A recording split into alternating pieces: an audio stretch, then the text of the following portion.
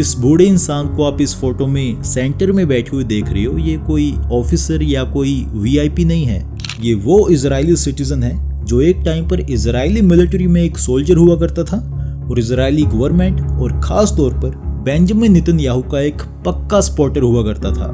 लेकिन साल 2024 में इस 72 साल के आदमी को इजराइल की इंटेलिजेंस एजेंसी और पुलिस के द्वारा इस एयरपोर्ट से अरेस्ट कर लिया जाता है, क्योंकि ये आदमी इजराइल के सबसे बड़े दुश्मन यानी कि ईरान की इंटेलिजेंस एजेंसी के साथ मिलकर बेंजामिन नेतन्याहू और इन सभी हाई रैंकिंग ऑफिशियल्स को मारने की प्लानिंग कर रहा था और ईरान के लिए इजराइल के against as a spy agent काम कर रहा था।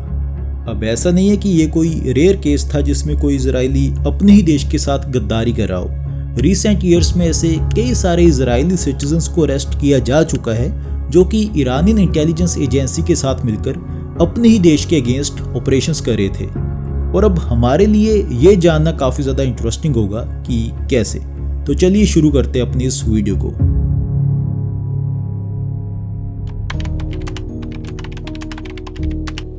ओके, तो इनका जन्म 1952 में इजराइल में हुआ और इनका नाम रखा गया मोर्देकाई मेमन। बड़े होकर इन्होंने मिलिट्री ज्वाइन की। उसके बाद इनकी एक इजरायली लड़की के साथ शादी हो गई और फिर ये अपनी वाइफ के साथ नॉर्दर्न इजराइल में शिफ्ट हो गए और वहीं पर इनकी वाइफ ने 4 बेटों को जन्म दिया। अगर हम मोर्देकाई मेमन की फाइनेंशियल कंडीशंस के बारे में बात करें तो ये हमेशा से ही पैसों के लिए काफी ज्यादा स्ट्रगल करते रहते थे। इजराइल में इन्होंने कई सारे अलग अलग बिजनेस शुरू किए ताकि ये ज्यादा पैसे कमा सकें, अपनी फैमिली को सपोर्ट कर सकें और अपनी ड्रीम लाइफ जी सकें। बट अनफॉर्चुनेटली इनका कोई भी बिजनेस कामयाब नहीं हो पाया और जब इनको बार बार फेलियर का सामना करना पड़ा तो इन्होंने पैसे कमाने के लिए कुछ इलीगल एक्टिविटीज करना शुरू कर दिया, जैसे कि टैक्स चोरी करना और एक्सटॉर्शन वगैरह। आज से लगभग 20 साल पहले यानी कि 2004 से 2005 के आसपास मोर्देकाई मेमन अपनी वाइफ से अलग हो गए। अब डाइवोर्स हो गया या वैसे ही एक दूसरे से अलग हो गए, इसके बारे में मेरे पास इंफॉर्मेशन नहीं है। खैर, वाइफ से अलग होने के बाद अच्छे फ्यूचर और फाइनेंशियल अपॉर्चुनिटीज के लिए ये इजराइल से मूव होकर टर्की में चले गए और टर्की में इन्होंने फ्रूट एंड वेजिटेबल्स में होलसेल ट्रेडिंग का काम शुरू किया।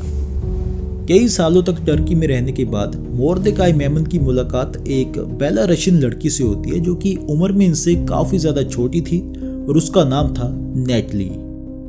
जैसे जैसे टाइम बीतता गया ये दोनों एक दूसरे के साथ रिलेशनशिप में आ गए और जल्द ही इनकी रिलेशनशिप इस लेवल तक पहुंच गई कि मोर्देकाई मेमन नेटली की हर एक छोटी बड़ी डिमांड पूरी करने के लिए हर टाइम तैयार रहता था और नेटली ने भी जूइश धर्म को फॉलो करना शुरू कर दिया था। साल 2024 में मोर्देकाई मेमन के लिए सिचुएशंस फिर से बिगड़ने लगी क्योंकि टर्की में इनका नया बिजनेस इजराइल वाले बिजनेसेस की तरह फेलियर की ओर बढ़ने लगा। ये हर टाइम स्ट्रेस में रहने लगे और जब ये अपनी लाइफ में पूरी तरह से होपलेस हो चुके थे तो ऐसे टाइम पर इनकी मुलाकात टर्की में रहने वाले 2 सिटीजन्स के साथ होती है जिनका नाम था एंड्रे और जुनेद असलान। कुछ ही दिन बाद मोर्देकाई मेमन ने अपने बिजनेस की स्ट्रगलिंग कंडीशंस के बारे में जुनेद असलान से बात की और उससे हेल्प मांगी और जुनेद असलान ने कहा कि मैं तो तुम्हारी कुछ खास हेल्प नहीं कर सकता हूँ, लेकिन मैं एक बहुत ही बड़े ईरानियन बिजनेसमैन को जानता हूँ जिनका नाम एडी है, वो तुम्हारी हेल्प जरूर कर सकते हैं। इसके बाद फिर मोर्देकाई मेमन ने जुनेद असलान और एंड्रे के थ्रू एडी से बात की और एडी ने कहा कि मैं तुम्हें फ्रूट एंड नट्स के बिजनेस में काफी अमीर बना दूंगा। इसके अलावा इन्होंने कुछ ही दिन बाद एक मीटिंग को भी ऑर्गेनाइज किया, लेकिन मीटिंग वाले दिन एडी वहां पर मोर्देकाई मेमन से मिलने के लिए नहीं आ पाया और जब ऐसा हुआ तो मोर्देकाई मेमन एडी से मिलने के लिए और भी ज्यादा क्यूरियस और इंटरेस्टेड हो गया। जुनेद असलान ने मोर्देकाई मेमन को ये सुजेस्ट किया कि इस टाइम पर एडी ईरान में है और तुम्हें उससे मिलने के लिए ईरान में जाना चाहिए। अब मोर्देकाई मेमन के लिए लीगली ईरान में जा पाना काफ़ी ज़्यादा मुश्किल था क्योंकि वो एक इजरायली सिटीजन था, इसलिए ईरान में जाने के लिए उसने इलीगल रास्ते को चुना।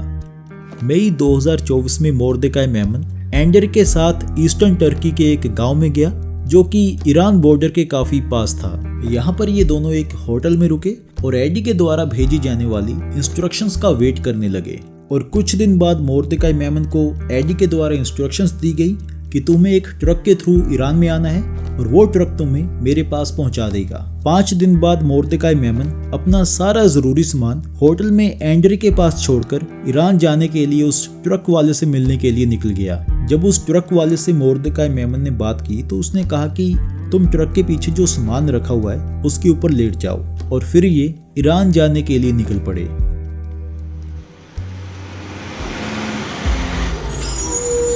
ईरान में जाने के बाद वो ट्रक के एक विला के सामने जाकर रुका, जहां पर एडी और उसके साथ कई सारे वेल ड्रेस्ड लोग मोर्देकाई का स्वागत करने के लिए वहां पर खड़े हुए थे। पहले तो मोर्देकाई को लगा कि वो सभी बिजनेसमैन होंगे, लेकिन एक्चुअल में वो सभी लोग ईरानियन इंटेलिजेंस एजेंसी के एजेंट्स थे, यहाँ तक कि एंड्रे और जुनेद असलान भी। इसके बाद एडी मोर्देकाई को अपने साथ अपने विला में ले गया और एडी ने उससे कहा कि टर्की में तुम्हारे बिजनेस का ख्याल मैं रखूंगा, तुम्हारे बिजनेस को एक्सपेंड करने में मैं तुम्हारी हेल्प करूंगा, लेकिन इसके बदले में तुम्हें भी मेरे लिए कुछ करना पड़ेगा। तो मोर्देकाई ने कहा कि मुझे क्या करना पड़ेगा? एडी बोला कि तुम्हें इजराइल में कुछ पैसों और वेपन्स को छुपाना होगा, इजराइल के जो क्राउडेड एरियाज हैं वहाँ की फोटोज लेनी होगी और उन सभी इजरायली अरब्स को धमकाना होगा जिन्होंने ईरानियन इंटेलिजेंस एजेंसी से पैसे लेकर अपने मिशंस को पूरा नहीं किया। और ये सब करने के लिए मोर्देकाई मेमन मान गया। उसी दिन शाम को मोर्देकाई वापस एंड्रे के पास होटल में पहुंच गया और वहां पर उसको एंड्रे ने $1300 कैश दिए।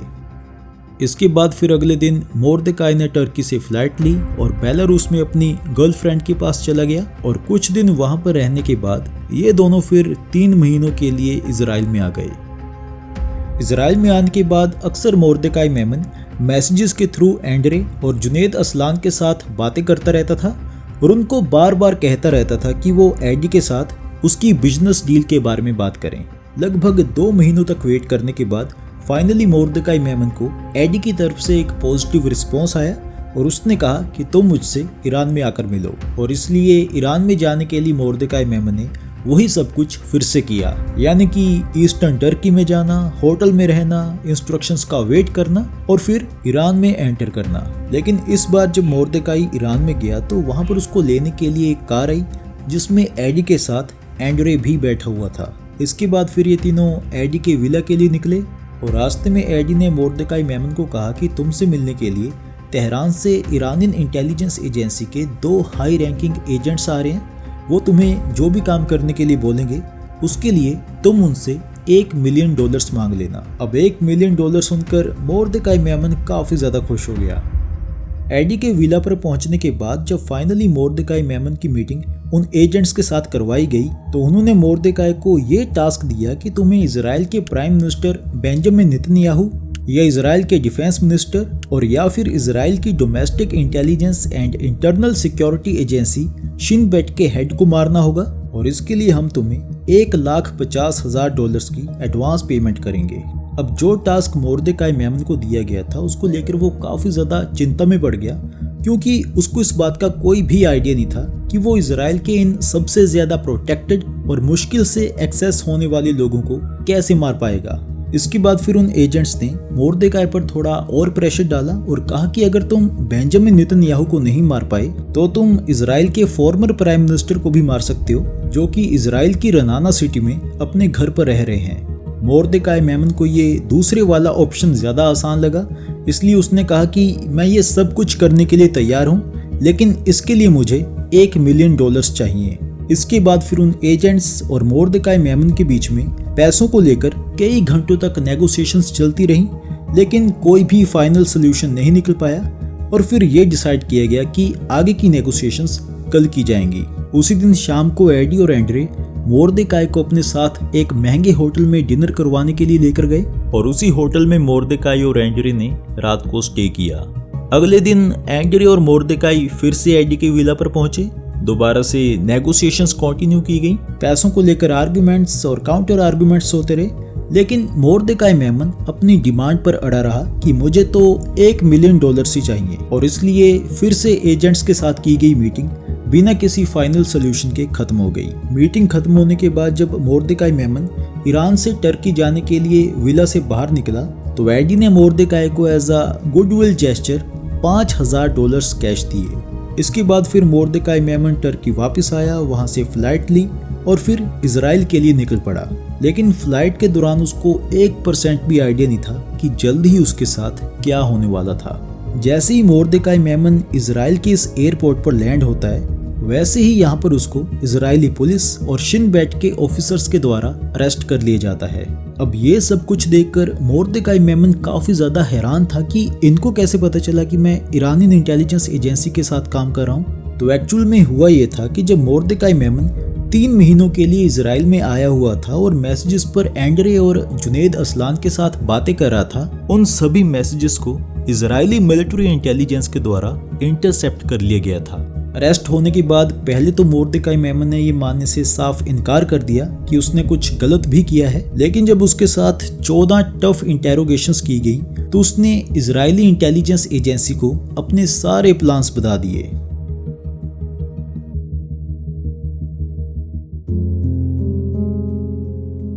मोर्देकाई मेमन के अलावा मैं आपको एक और इंटरेस्टिंग स्टोरी सुनाना चाहता हूँ, जो कि एक 43 साल के पार्ट टाइम म्यूजिशियन की स्टोरी है जिसका नाम था अजीज निसानोव। अजीज निसानोव सिर्फ 7 साल का था जब ये अपनी फैमिली के साथ अजरबैजान से इजराइल में शिफ्ट हो गया। 2022 में अजीज अपने होमलैंड यानी अजरबैजान गया, जहां पर उसने अपने एक पुराने दोस्त को बताया कि इजराइल में एज ए म्यूजिशियन उसके लिए जिंदगी गुजारना काफ़ी ज़्यादा मुश्किल हो रहा है, क्योंकि वो उतने ज़्यादा पैसे नहीं कमा पा रहा है जिससे उसकी जो फाइनेंशियल कंडीशंस हैं वो स्टेबल हो सके। अजीज की बातें सुनकर उसका दोस्त उसको एक 56 साल के ईरानी आदमी से मिलवाने के लिए ले गया, जिसका नाम था एल्शान अगायव। एल्शान ने अजीज से कहा कि वो एक ओरहान नाम के आदमी के लिए काम करता है और वो तुम्हारी भी हेल्प कर सकता है। लेकिन एक्चुअल में ये ओरहान और एल्शान दोनों ही ईरानी इंटेलिजेंस एजेंसी के एजेंट्स थे। खैर, सब कुछ पता होने के बाद भी अजीज ने ईरानी इंटेलिजेंस एजेंसी के लिए काम करना शुरू कर दिया। स्टार्टिंग में तो अजीज को इजराइल की सिविलियन लोकेशंस की फोटोग्राफी करने का काम दिया गया, लेकिन कुछ ही टाइम बाद अजीज को मिलने वाले टास्क ज्यादा कॉम्प्लेक्स और चैलेंजिंग होने लगे, जैसे कि इजराइल की मिलिट्री और स्ट्रेटेजिक साइट्स को डॉक्यूमेंट करना और गूगल मैप और गूगल अर्थ पर मार्क करके बताई गई लोकेशंस की फोटोज क्लिक करना। अजीज निसानोव ने गूगल अर्थ और गूगल मैप पर बताई गई डिटेल्ड इंस्ट्रक्शंस को फॉलो करते हुए इजराइल की क्रिटिकल लोकेशंस जैसे कि गिलीलोट में Mossad headquarters, Haifa naval base, iron dome batteries और तेल अवीव में इजराइल डिफेंस फोर्स के हेडक्वार्टर की फोटोज क्लिक की और उनको ईरान में पहुंचा दिया। इसके बाद अजीज ने अपने साथ काम करने के लिए 6 और लड़कों को रिक्रूट किया, जिनमें से 2 माइनर थे और एक उसका 19 साल का बेटा था। इन सभी ने एक साथ मिलकर एक एफिशिएंट स्पाई रिंग को एस्टैब्लिश किया, जो कि पूरे इजराइल में तकरीबन 100 टारगेट्स पर नजर रख रही थी। ये लोग अपने हर मिशन के लिए ईरान से 500 से 1200 डॉलर रिसीव कर रहे थे और 15 महीनों में लगभग 3 लाख डॉलर कमा चुके थे, और इनको जो पेमेंट्स की जाती थी वो क्रिप्टो करेंसी में की जाती थी। अब अजीज निसानोव और उसकी टीम के द्वारा जो एक्टिविटीज इजराइल में की जा रही थी, उनका सीधा असर इजराइल की डिफेंस और सिक्योरिटी पर पड़ रहा था। I mean, जिन मिलिट्री साइट्स और लोकेशंस की फोटोज अजीज और उसकी टीम ईरान के पास पहुंचा रहे थे, वही लोकेशंस कुछ टाइम बाद हिजबुल्लाह के रॉकेट्स और ड्रोन्स का टारगेट बन रही थी। लेकिन इजराइल के अगेंस्ट इस स्पाई रिंग के सभी ऑपरेशंस एकदम से बंद हो गए जब इजराइल की शिन बेट स्पेशल फोर्स ने अजीज और उसकी टीम के सभी लोगों को उनके घरों से अरेस्ट कर लिया। और बाद में ये भी बात सामने आई कि कुछ ही दिनों बाद अजीज निसानोव एक इवेंट में अपना म्यूजिक परफॉर्मेंस देने वाला था, जिसमें इजराइल के प्रेसिडेंट और कई सारे कैबिनेट मेंबर्स भी आने वाले थे।